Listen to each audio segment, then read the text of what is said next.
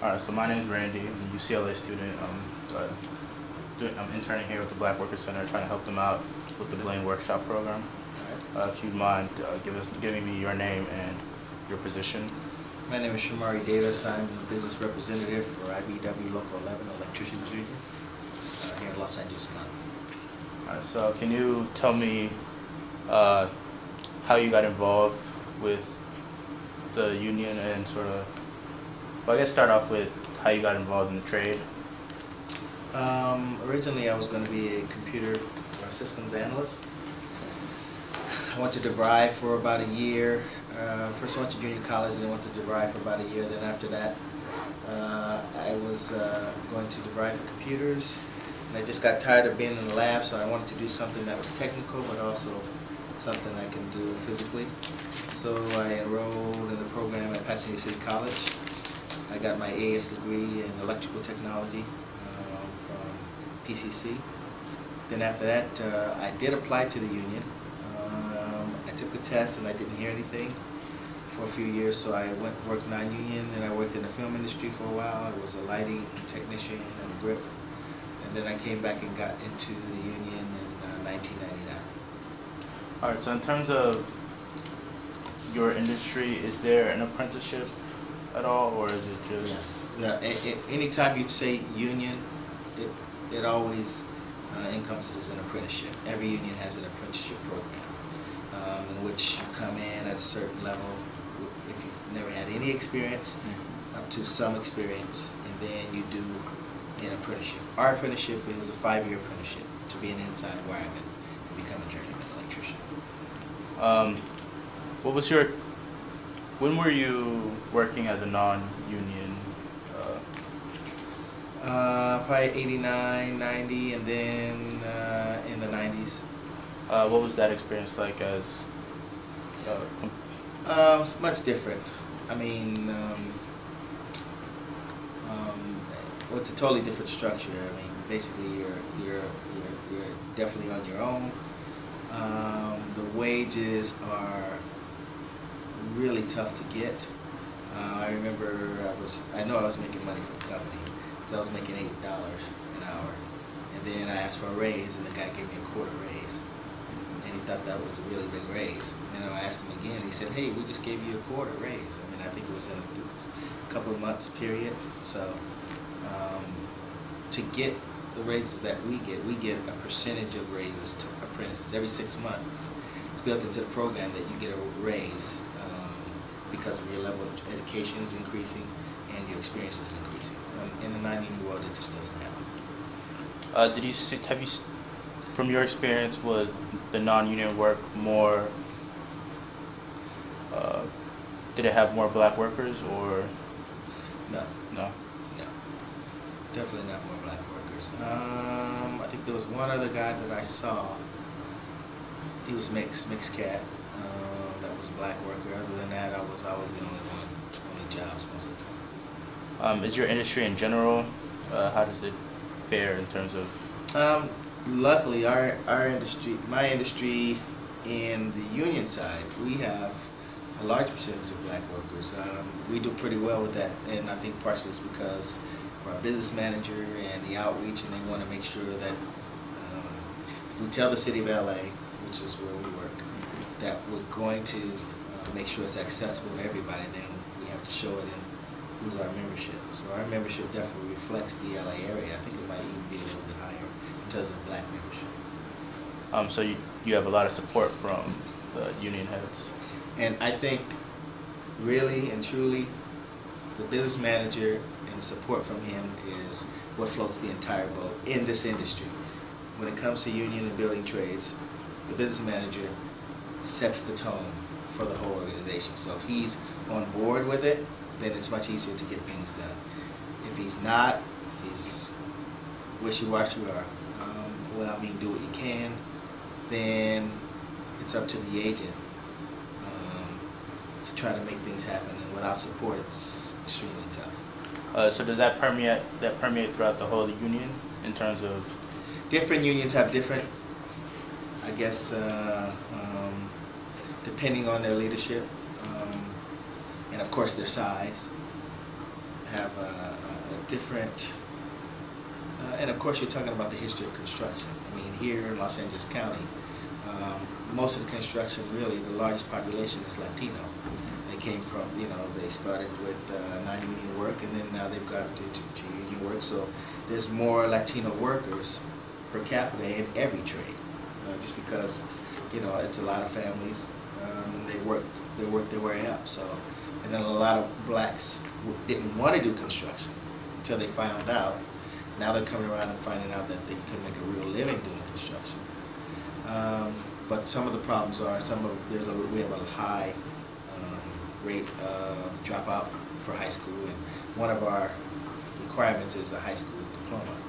So seeing that has become an obstacle for us, that we see for candidates, then we make sure that we have partnered with people to make sure that candidates get their GED. In our trade, you have to have 1 year of high school algebra, and if they don't have that, we have partnered with different work source centers and different pre-apprenticeship programs to make sure that applicants are able, if they really want to get into this trade, that they're able to get over those obstacles in order to apply to get into our program. So what kind of, so these sound sort of like outreach type programs. What kind of outreach programs do you have? Within our organization, we have what's called an Electrical Workers Minority Caucus. Electrical Workers Minority Caucus is basically a organization within the IBW that strives to make sure that to promote minority leadership. So we found that when we started working and going to career fairs, so we do a lot of career fairs and outreach, we found that people were still having problems getting past the test, because the test is a 3-part test. It has it can be difficult. So we said, okay, since we're finding that that's becoming an issue, you'll have 120 people take it and 20 people will pass. So we said, well, let's start an outreach program which we will mentor and tutor the people using the study guides that we have at our union to be able to help them to pass the test. So we open it up to anyone that is applying. We do them the Saturday or 2 Saturdays before the test is taken. And we outreach and people come in and we spend 3 hours working with them to help them pass the test. But not only just to pass the test, we also taught them about what you're getting into, what the union is about, what our work encompasses, what, in order to be successful, what you're going to have to do, and then also to be successful in the interview, because the interview is even more weighted than the actual test. This is what, some things you want to make sure that, take all of the things that you have in your experience and use them as positives. Make sure you do your homework on what you're actually getting into. Is this something you really want to do, or did your mom or somebody just tell you to come down here and apply for a job? Because this isn't a job, it's a career.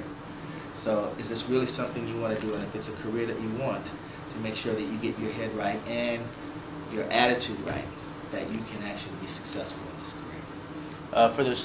For the black workers who don't sort of go through this type of outreach program, do you see a sort of issue with retention throughout the apprenticeship program? Like, do they not know what they're getting into? Well, retention, I see more of a problem than even getting in. So access is the biggest. Yeah, access. There's a lot of levels just to get into the program. Some people will already have some coaching already, but I know the outreach program has definitely been a major positive impact, because they're connecting with people that are already on the inside. And that just tells you, first of all, it gives you confidence that you can do it.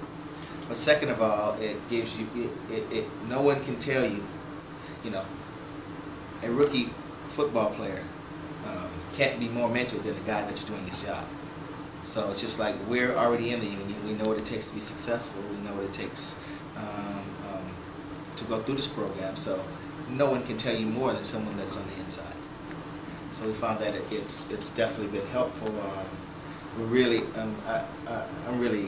love doing it, because you see people's lives change, and the people that we get in, we don't mentor them and then we don't see them. No, they're in our union. We see them when we go to the school, when we go to the dispatch halls. We see them throughout years, years in life. So when I say it's a career with the people that you mentor. Once they get in your program, you see them for life. You know what I mean? Until you retire. So it's almost like a small family. So what do you say is I guess the toughest part of the electrical union industry? Probably the toughest part, I think, is,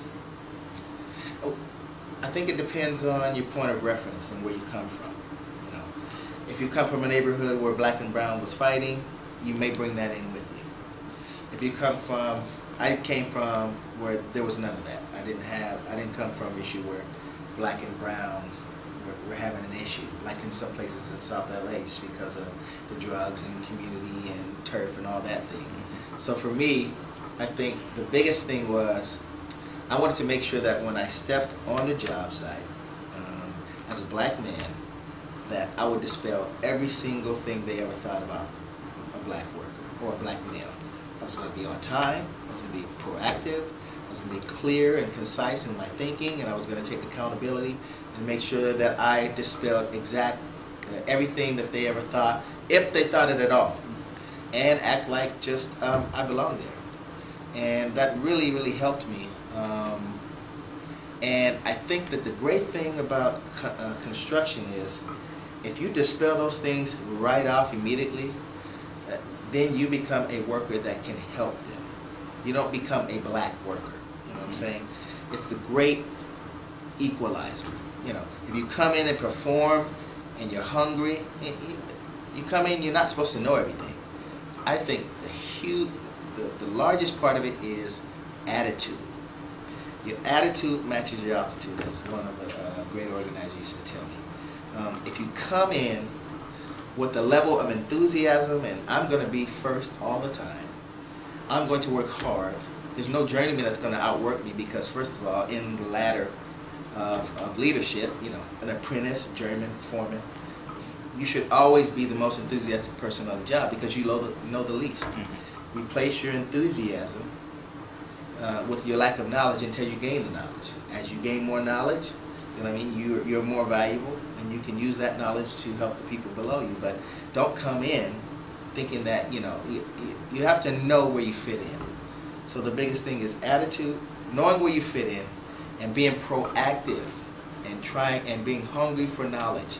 Because in this business, your knowledge and your ability is what elevates you, is what gets you respect, is what makes you an equal, no matter what color you are. No one cares about that.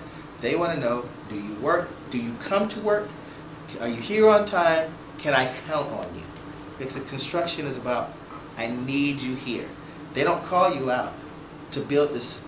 A building's not going to get built if no one shows up. Mm-hmm. So if I have you coming and then 1 or 2 times out of the week you got an excuse why you're late and you're not there, I don't care what color you are.